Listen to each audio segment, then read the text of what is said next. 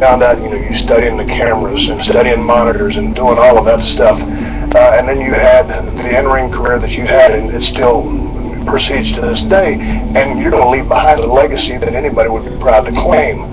But I always wondered, and you ended up marrying Stephanie McMahon, but that was just by chance of an angle. What was your exit strategy from the business? Because the boys always have a hard time exiting the business. For me, I needed to ride off in the sunset because of an injury.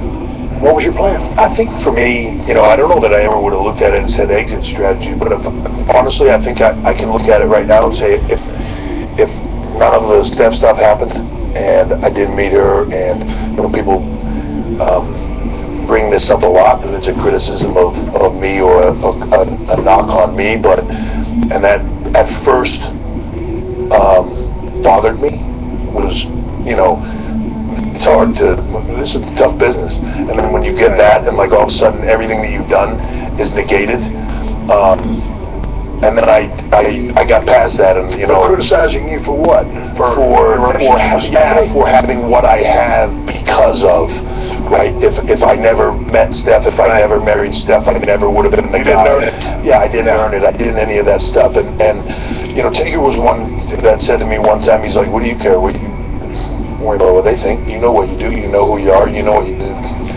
If you shouldn't have a problem with it, because the truth is the truth, and none of those people know." And I got past that, but that criticism being there, I think that if I'd never met her, I'd probably end up in this same place. Not exactly the same place, but I'd still be here. I'd still be behind the scenes. I'd still be doing this work. I had this, it's funny when you start. I think probably like anybody in the business, you start in the wrestling business thinking you're going to avoid having a job, and you go down this path, and then you think like, if I was lucky enough to make a bunch of money, you make enough money that you can retire, maybe open a gym or do something, right, and then you're good. But then once I got into this and I started to see the backside of it, I fell in love as much with the creative and I was fascinated with, it's like, I didn't realize watching it when I was a kid. I thought guys just came out, talked, and then fought, and then they, that's it. I didn't realize there was a process to it, and all these cameras, and the making of a wrestling product. The making of it, and all the stuff that goes into it, and the creative of, even now, just of coming up with guys' entrances, and, how they're going to do this, and helping them with the music, and the set design, and what their stuff looks like, and I started to fall in love with all of that, and Vince, I guess he probably saw that in me, that I had a fascination with that, and I talked to him a lot about it. This is long before Steph, and he gave me that opportunity to explore that. I remember, we started talking a lot about writing, and then him inviting me to come to a production meeting, and I was fascinated with that process of how it all boiled out, and then sitting in a room, even with Pat, and the meeting would be over, and Vince would come up with some, like he always does, some kind of crazy angle that he wanted to get done, and nobody could figure out how to do it. He'd be like, "I just booked this stuff, you guys figure out how to do it," right? And I just had to sit there with Pat and try to debate and hash out this thing, and you get to somewhere really good, like, oh my God, we figured it out, like, this is awesome. And then, so that passion for that was as much fun for me as, listen, there's nothing like being in the ring, getting in the ring with you and 15,000 people going,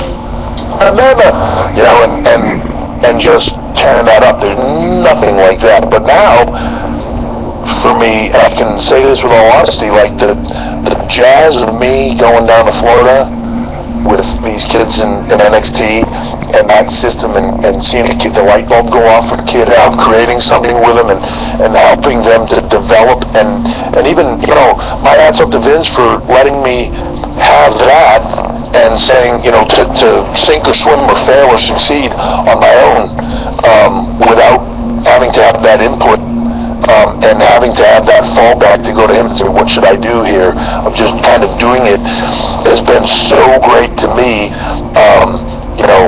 and partly, it's funny, there's a lot of times I don't go and ask for things with him just because, for me, ego-wise, like, I want to try to prove myself, and this is how I look at that.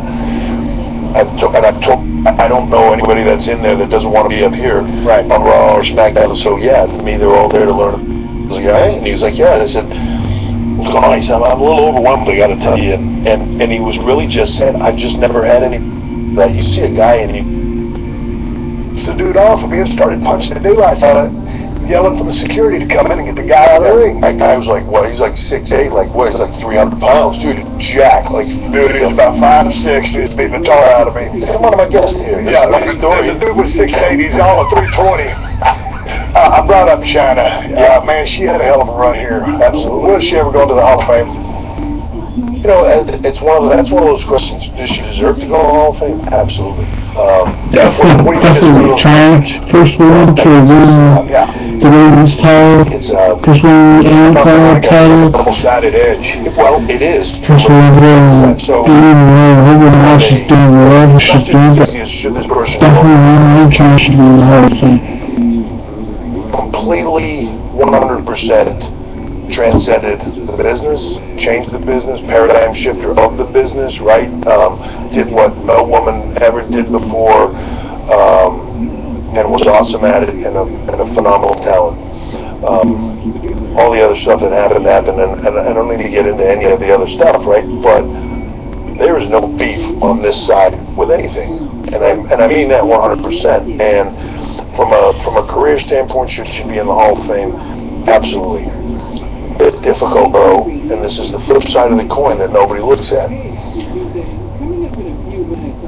You have I got a 8-year-old kid, and my 8-year-old kid, she's Hall of Fame, and my 8-year-old kid goes on the internet to look at, it's China. I never heard of her. I'm 8 years old. I've never heard of that. So I go type that in, and I punch it up, and what comes up? And I'm not criticizing anybody. I'm not criticizing lifestyle choices. Everybody has their reasons. I don't know what they were, and I don't care to know. And that's not a morality thing or anything else. It is just the fact of what it is. That's a difficult choice. Right. The Hall of Fame is a funny thing in that it is not as simple as this guy had a really good career, a legendary career. He should go in the Hall of Fame. Yeah. But we can't because of this reason. Right. We can't because of this legal instance. We can't because of this. Clearly, you can't. You call the guy and say, "We'd like to put you in the Hall of Fame." He goes, "Yeah, no." Okay, all right. It's different than any Hall of Fame in the world, you know. And at the end of the day, it's for our fans, and that's why it has been such a deal for me in the last few years.